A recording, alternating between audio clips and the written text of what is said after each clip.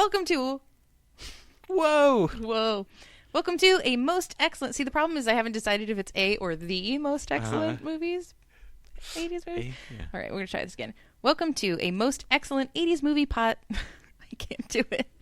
Welcome to the most excellent 80s movies podcast on the Most Excellent Podcast Network. I still didn't get it right. It's the podcast where a filmmaker and a comedian save the day with some laughs and some discussion of your favorite 80s movies. So don't worry, we are going to land this podcast just fine, even if you've had the fish. This is Season 1, Episode 1, Airplane! From 1980. Of course, our mission here at Most Excellent 80s Movie Podcast is to take a comedic look back at the movies from a decade we both love, though possibly of varying levels of experience with and appreciation for. This season we're doing 10 episodes, one from each year of the 1980s. I am host who talks a lot, Chrissy. And I am Nathan. And, of course, I am a comedian, and Nathan is a filmmaker. All right, so today we're talking about, from 1980, Airplane! Whoa! Exclamation point. Exclamation point. So I have the summary for this one. Okay.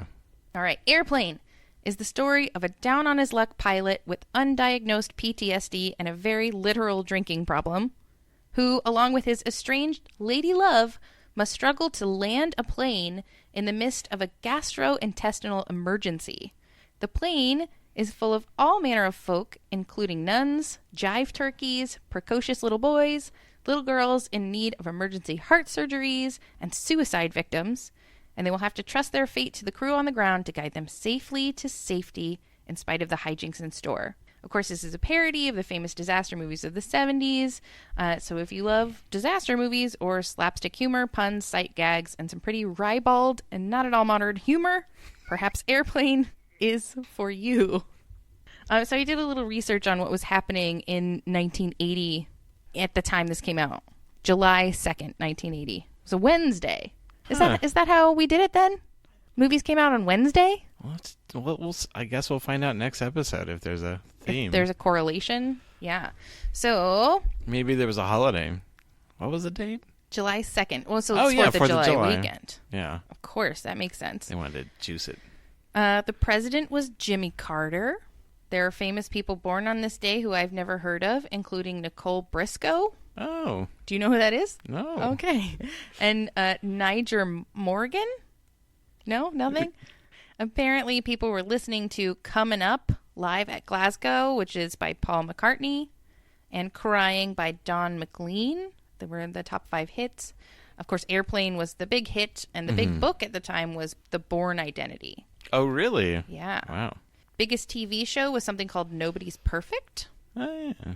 Are you saying, oh, yeah, like, because you remember? Sounds familiar. No, it doesn't. And video games, big video games at the time were Balloon Bomber and Galactic Attack. That's, yeah, so wow. that's happening in 1980s in July, early July. So, of course, the top grossing movies of 1980. Do you want to guess what the top grossing movie of 1980 is? Well, so Airplane was only like the 4th highest grossing movie. 4th highest grossing. But it was correct. a huge hit. Yep. Yeah. Geez Louise. No, I'm crap on stuff like this. The Empire Strikes Oh, Back. duh. Oh, geez Louise. And then second was 9 to 5. That's kind of a surprise to me. Yeah. Workplace female-led comedy. That was a big hit for sure. That's when it was so novel that women had jobs. Right? You know? Why would they do that? And then third is Stir Crazy. Oh, yeah. Okay. And then fifth is Any Which Way You Can, which isn't that... Is that a sequel to Any Which Way But Loose? I think so, with Clint Eastwood and a chimpanzee. Orangutan. Okay. I've never seen that, obviously. But yeah, Airplane is number 4. Wow.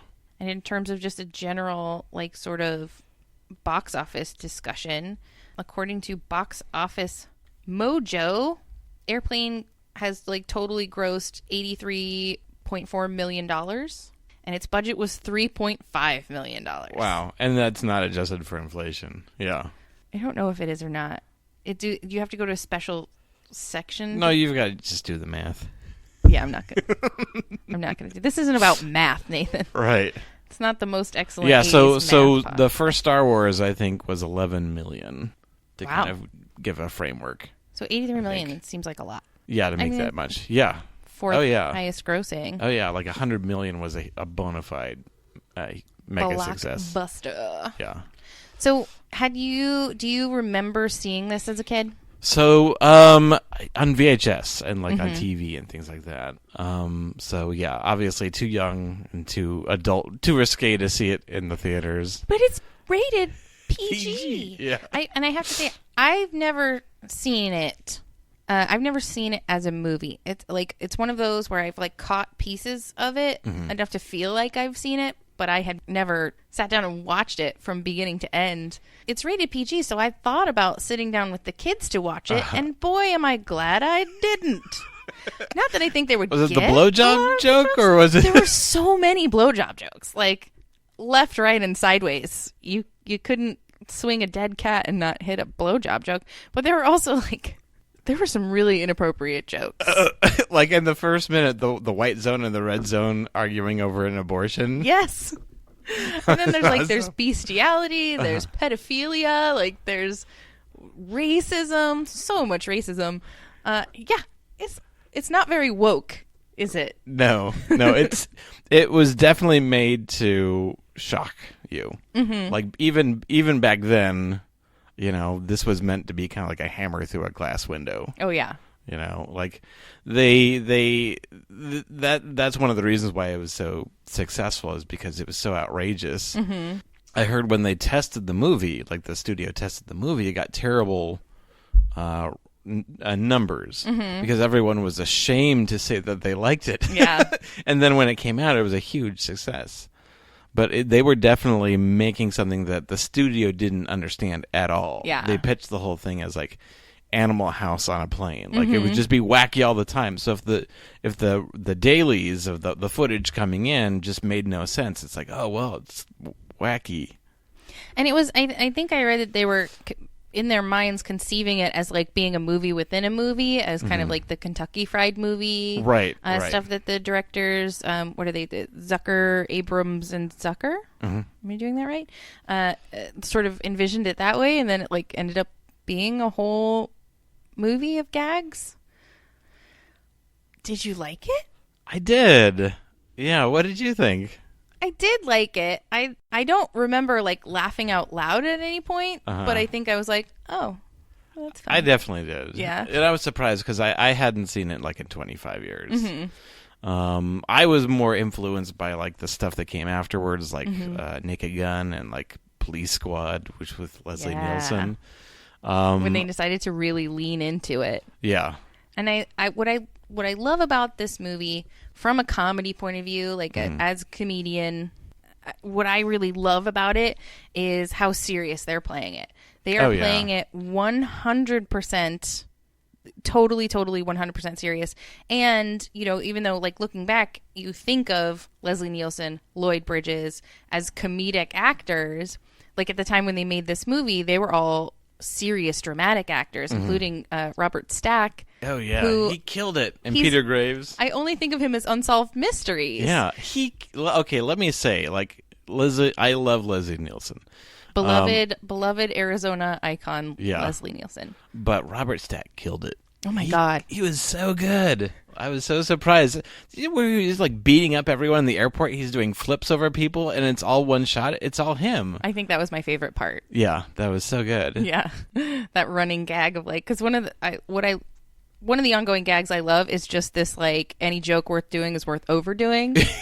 So they don't play by the rule of threes; they play by the rule of 13s. Yeah, it's like a Gatling gun of jokes. Oh yeah, and then hopefully 1 in 3, 1 in 4 sticks. You gotta respect that when all the people are coming at him in the airport, and the first one is the guy we've seen like a flower for, and then they just keep coming. Jerry's Kids, boom. Scientology, boom. And he's just laying them all out. Yeah. Yeah. So yeah, one of the things they did with this movie is that they have these dramatic people again, kind of like doing movies like The Towering Inferno and Airport. I love The Towering Inferno. I love The Towering Inferno. I love disaster movies, especially disaster movies of the 70s. Even though I haven't seen Airport or Airport 75. which were the big plane crash movies, right? I've seen Towering Inferno. That's big building on fire. Poseidon Adventure. Big boat upside down. Right. And so they were going after that, Yeah. of these star-studded disaster movies. And so they got all these people who had never done. They got them to do just straight to make the comedy feel like Peter Graves from Mission Impossible. Yeah. And then you could definitely tell Lloyd Bridges was having a ton of fun. Oh my God. But Robert Stack just had this perfect, and Leslie Nielsen they were 100% dry. Oh yes. There was no winking. No, not at all. they are playing it straight. Yeah. And I loved it. Leslie Nielsen it's worth watching just to see his performance. And again, I love the bit where he just keeps coming in at the end and being like, good luck, we're all counting on you. He just does it over and over again. It's so brilliant. Yeah. Yeah. And So what were your favorite moments? What were your favorite? my favorite gags, I am a lover of, of course, all the sight gags are hilarious. The puns are so funny. You know, I love looking at an airport in the 80s and just asking whether or not he wants smoking or not, to me, was a joke in itself. And then giving him a ticket that's smoking, and then they call it back later. This movie is brilliant with callbacks, brilliant with sight gags, brilliant with puns. But my favorite thing is the wrong assumptions of taking things literally. I love it. Don't Call Me Shirley is the perfect example of that. But all of those gags, like, those were the ones where I chuckled a little bit, where he says, oh, I'm just nervous. And she says, your first time? He goes, no, I've been nervous lots of times.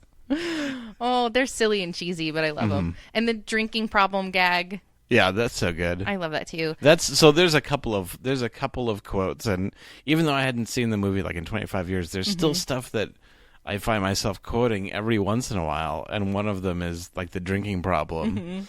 And one of them is, do you like gladiator movies? Oh, I like the drinking problem gag too, because it takes something really dark and like just makes it stupid. Yeah. And dark things made stupid are Right. how we get through our lives, right? Did you like that bit? It's like, and it's like, and Tommy thinks he's Ethel Merman. That was so great. And that was the last movie she made before she died. That's her ongoing legacy. Yeah, that was brilliant. And the spit take. You gotta love a spit take. Any opportunity for a movie to give us a spit take. So what were your favorite parts? So I wrote them down. I love it. Okay, yeah. It's just I love character comedy, and so when the character does something, when it's not like a reference to another movie. Here's what Airplane's not. It's not Meet the Spartans. It's not Scary Movie. It's not like these modern like grandchildren of Airplane. Are only making winks and references to other things. There's no There's no character comedy. It's just reference comedy. Yeah. You know, like the Starving Games and things like that. I just watched Scary Movie again, thinking it would, because they did sort of a retrospective on it in Entertainment Weekly, and I was like, yeah, I'll go back and watch that. And it really is just Scream with gags. Yeah. It's like scene for scene. Yeah. Scream. But it's like, yeah, some of the things that I that were my favorite that I laughed most out loud were just like character bits, you know, where like in the flashback on Staying Alive, where all it's like, all right, it's playing, so all these like, you know, drunks and pirates and things like that decide, all right, we're gonna do disco, and then that guy got a knife in his back and he's jerking and he's got a knife in his back to the music, and he's just gonna keep dancing, and and she's mirroring his movements as he's right, like, because she doesn't know what's going on. That makes no reference to anything. There's like, the whole movie is like a disaster movie spoof, but it's not necessarily doing any like recognition from any of these other movies. The opening has a Jaws reference, and then there's obviously a Saturday Night Live Fever reference. Saturday Night Live Fever? Saturday Night Fever. But they're not making these pop culture references like these modern day spoof movies do. Yeah. Instead, they're doing word plays and puns, and then also just ridiculous character bits, you know.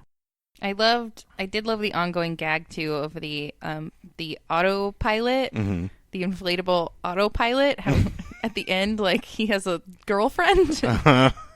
does the big wink to the camera. Yeah. I love that too as another example of like you don't just get one gag out of this joke. We're gonna get all of the mileage out of it that we possibly can. Right. Then we're gonna bring it back again. I think maybe I did love the part too, and I guess it's a classic moment where like his name is like Victor Over, and the other Right. guy's name is Roger, and the other guy's name is Clarence. So they're like, "Do we have clearance, Clarence? We're on the right vector, Victor. Roger, over." Like it's that whole scene is I think is brilliant. And then in the sequel, they do it's over and then under and then done. I might have to check that out. I definitely.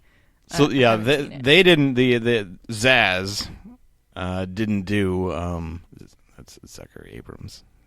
Mm-hmm. They didn't do the sequel. It's like we ran out of jokes. So you see how many jokes we put in there? We didn't want. We So used them all. yeah. So it's new people coming in, but that's a spaceship going to the moon nice. with a lot of the same cast. Mm-hmm. So the Zaz crew did go on to do Police Academy, Naked Gun. not Police Academy, Police Squad. Police Squad. Is that different? Yeah, that's Leslie. That's a different thing? Yes, it's a different thing. I didn't know. So they so Police Squad is the progenitor of Naked Gun. So it's Leslie Nielsen in a TV show. They only did 6 episodes. Oh, I didn't know. Yeah, but it's very much like Naked Gun, but it's Mm-hmm. a TV show, but just 6 episodes. And then Naked Gun is kind of an adaptation of that Of TV that? show. Yeah. Oh, wow. And even though like Leslie Nielsen did like amazing in Airplane, he still kind of went back to dramatic roles until they did Police Squad. And then once the Naked Gun took off, that's when he started just Right. This is where you belong, Leslie Nielsen. Yeah. You belong to us now. Come to the comedy side. Right. I'm remembering now the bit with Robert Stack at the end where he's like opening up and he's like talking about how his father never loved him and stuff. And Yeah, he's that's just talking it's so to the straight. empty. I love it when he's like they go up to the tower and that guy has a finger in his ear and he's just like, "Get that finger out of your ear. You don't know where that's been." It's good. It's good. So how is it not held up? Oh man. Yeah, I think we're going to end up talking a lot about things like casual racism, which was so hilarious to everyone in the 80s. Yeah, like definitely They were in many ways equal opportunity jokesters. Yeah. Yeah, that's true. And I did like what is the mom from what's her name? The mom from Leave It to Oh, Beaver. yeah. Uh-huh. She's like, "I speak jive." I really did like trying to like Barbara Billingsley. Yes, Yeah. that's her. So you see the translation underneath, Mm-hmm. but I was trying to like figure it out based on what they were just listening to what they were saying. So I thought that was funny. Yeah. But yeah, I can definitely see if I had watched this with the kids, like them not understanding why these jokes are okay. Right. We watched Mr. Mom together, and a lot of the jokes, I mean, obviously a lot of the jokes went right over their tiny little heads, but what they didn't understand was the fundamental premise of like, why is it funny that he is taking care of the kids and why doesn't he know how to work the vacuum? Like they couldn't understand. So I think if they watched this movie, they would be like completely not understanding Most of the off-color Yeah. bits. Yeah. where, and I think they would also, I think they would find it hilarious that you could do all these things in an airport, right? Like literally just be there. Uh-huh. With no purpose except to give people flowers. Yeah, and the smoking and the stewardesses Oh, yeah. basically being like sky waitresses and like just being like full service, like what can I get you? I'll try and find whatever it is that you need, and nowadays they drag you off kicking, literally.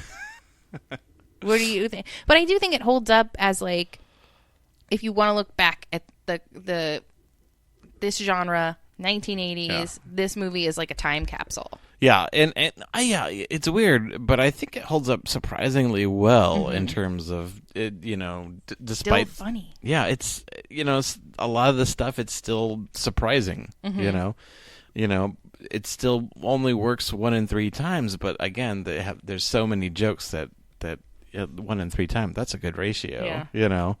It's a good laugh per minute ratio. Yeah, there were definitely more groans than laughs. So I'm not putting this like on a huge pedestal, but as someone who hasn't seen it in decades, it's like this works. This holds up. You know, it's like revisiting a better Marx Brothers movie. It's like, yes, this, you know, it's like this is still good. Yeah. I think in terms of like laugh per minute, they're hitting those quotas. Right. Even the bit about like the Mayo Clinic. Yeah. Calling. Just Mayo back behind there. And I think like, I mean, there were other parody movies obviously before this one, but I mean, this feels like the first. This was really the first spoof movie. Yeah. You know. I mean, I think, you know, if you, whatever joke genre you enjoy, if it's sight gags, if it's puns, if it's specifically blowjob jokes, you're gonna meet your quota. And that's the thing. This it was so different when this came out, and difficult to repeat because there's so many jokes at such a speed that there weren't a ton of copycats after this.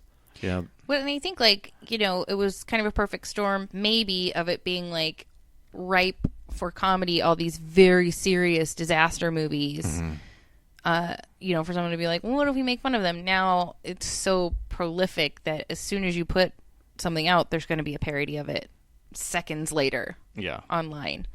And just a proliferation. I was looking up, like, you know, besides Scary Movie, like who's making these kind of movies today. And I guess Scary Movie was kind of a 90s, early 2000s thing. But yeah, it's the same guys who did like the Starving Games, and they just did Vampires a couple years suck. Yeah, I saw that online. And I'm like, and who's watching these? Yeah, and it's become kind of the dregs because they don't have any real comedy. It's just this reference comedy of like, oh look, it's Charlie and the Chocolate Factory character. Oh, and then it's kind of just lazy referential comedy. Yeah. Like, I'm not a huge Epic fan. movie. Yeah, not another teen movie.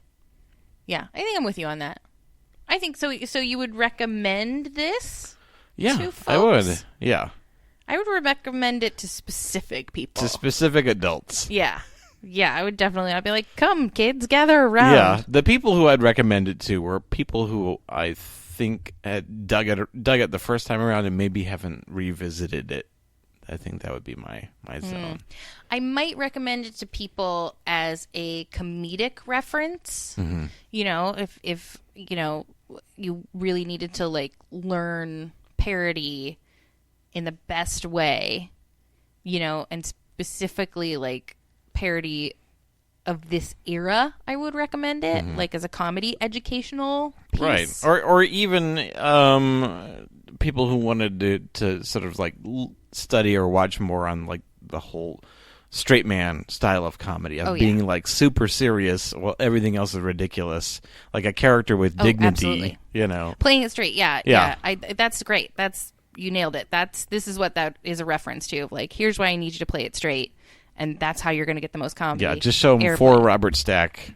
Yes. 4 Leslie Nielsen scenes. And I think possibly, like, it could be a good example of, like, doing a lot with a little. They don't have a lot of, like, sets and things. Like, obviously, they made it for a lower budget, you know. Maybe just creatively thinking of ways as a, you know, they're basically using more or less the same set for the whole movie, except with these flashbacks, you know. There's not a ton of sets. Not a lot of extra stuff. And I think they shot it in like a remarkably short period of time. I possibly read that. So a couple of research things that I found, I will link to it. There's a lot to read about this movie. So there's a lot of fun stuff. We'll put links to like, there's 1,012,012 IMDb, like, did you know trivia facts. The casting Kareem Abdul-Jabbar was a specific reference to there being a football player and like a sports person in all of these disaster movies. Like O.J. Simpson is in The Towering Inferno. I guess there was a Elroy Crazy Legs Hirsch was a pilot in 0 Hour, which is like their inspirational disaster movie. So there's a lot of interesting things to learn. We'll link to it. Sending links now. Sending links. Link sending complete. So we talked already about what we think is similar. You already shared your favorite quote Is that my favorite? I don't know. Am I on record? I guess so. But I think my favorite quote, I don't know, would probably be the Victor, Charlie, or what was it? Clarence, all that. I don't know it. I don't have it memorized. kind of their who's on first. Yes. I love it. Brilliant. Or maybe my favorite quote is when Robert Stack is like talking to Lloyd Bridges and the others and doesn't realize the radio on. It's like, okay, we got to make him feel great because he's going to... Yes. And then when they hear me, he's like, shit. This guy's going to kill everybody. I love, how could I forget all the Lloyd Bridges quotes of like, I picked the wrong day to quit smoking. I quit the wrong day to quit drinking. I picked the wrong day to quit amphetamines. And then he continues escalating it from there. Mm-hmm. I picked the wrong day to quit. Like he just keeps... There's so many great weird characters in this. We didn't even talk about Steven Stucker, who played Johnny the Oh my God. flamboyant. Yes, talk about not being very woke. And I guess he improvised all his lines. Yeah. He is him. He played him. Oh my God. Himself. Yeah. Just like, oh my God, yes. My favorite moment of him is when he's consoling the wife and he's just like, where'd you get that dress? And those shoes, they're awful. Yeah. Ugh. Very, very. I'm shaking my head. You can't hear me shaking my head, but I'm doing it. Yeah. That was, every time he came on, I was like, what? Why is this allowed? But I guess that's... the 80s. We found it hilarious.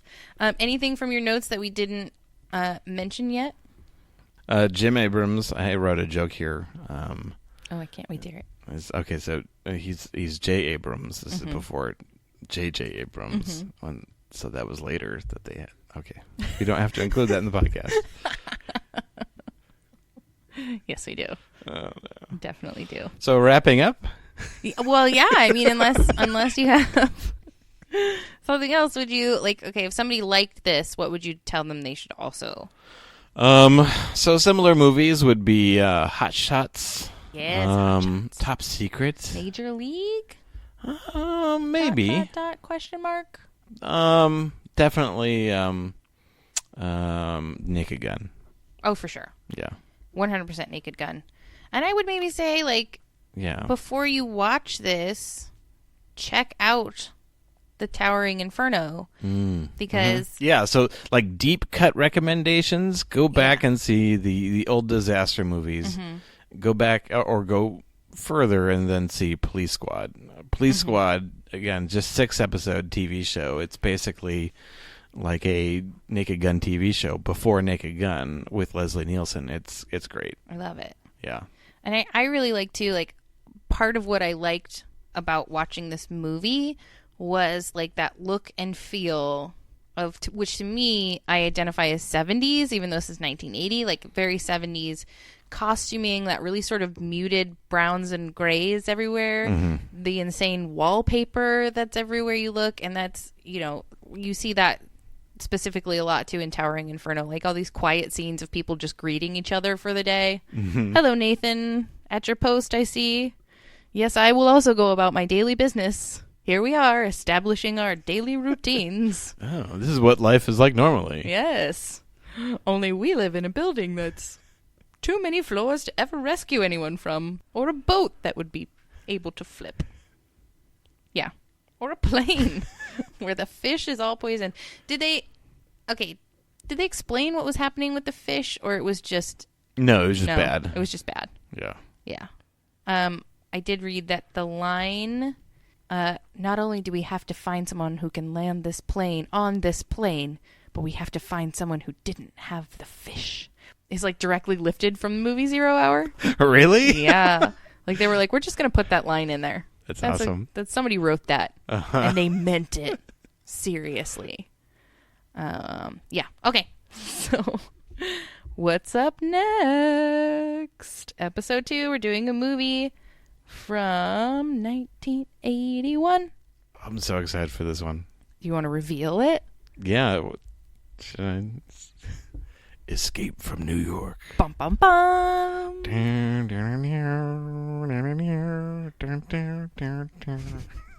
Yeah, you're super excited for this one. And I'm excited too. I haven't rewatched that movie in a long time. John Carpenter's Escape from New York. Yeah. With Kurt Russell. Oh. I love Kurt Russell. He's the best. I don't want to waste it. I want to save it for next time. But yes, join us for episode 2, Escape from New York from 1981. Of course, you can find us online at mostexcellentpod.com. You can find us on the Facebook group, Most Excellent Facebook group. You can find us on Instagram, Most Excellent Pod. Do all that fun podcast stuff that you have to do, the like, the share, the review, all that jazz. Physically use your voice to tell your friends about us, or your digital voice to tell your friends about us. It's most appreciated. It is. You can find Nathan at... Oh, yeah. So you can find me and my films at Squishy Studios. We've got squishystudios.com. We're also at Squishy Studios on Facebook and Twitter. I thought you were maybe going to say and squishystudios.net. Like, we got them both. And then you can check out my sci-fi comedy web series, Voyage Trekkers, at all those things as well. Yes, do those things. And then where can they find you? Physically at the National Comedy Theater, which is in the greater Phoenix area. If you want to come and look at my physical form, you can do so.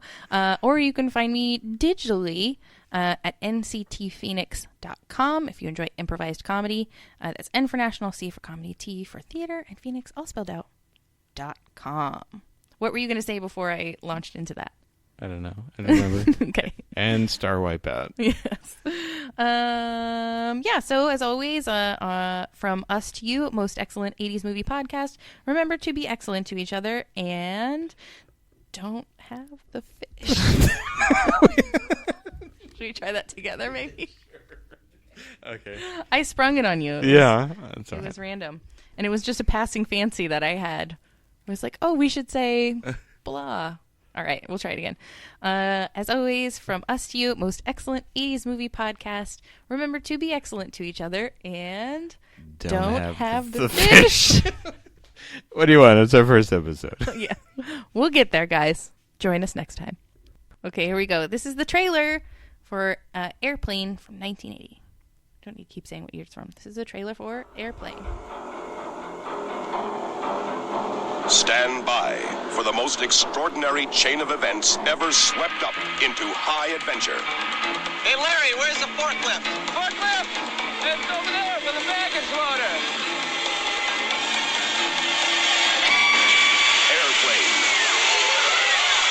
Airplane is drama. This is Dr. Brody at the Mayo Clinic. There's a passenger on your Chicago Flight 209, a little girl named Lisa Davis, en route to Minneapolis. She's scheduled for a heart transplant. I want you to make sure that she's kept in a reclined position and that a continuous watch is kept on her IV. Airplane is action.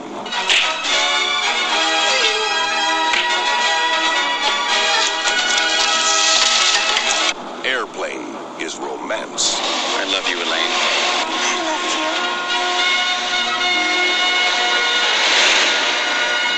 you. Airplane is music. There is only one river, there is only one sea. Airplane is dancing.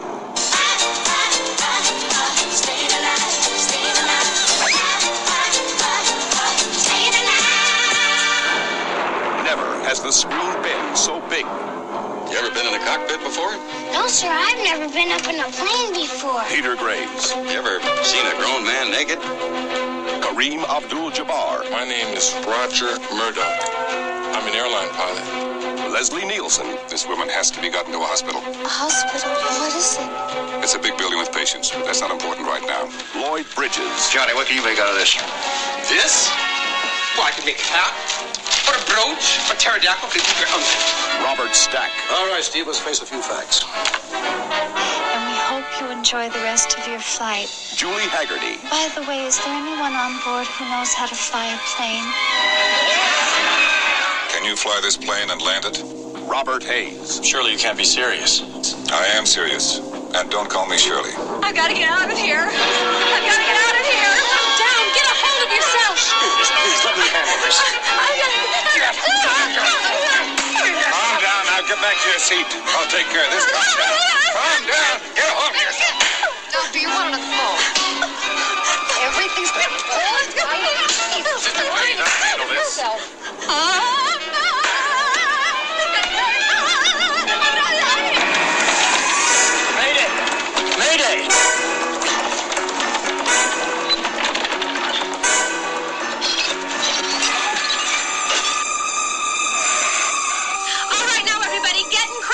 conditions.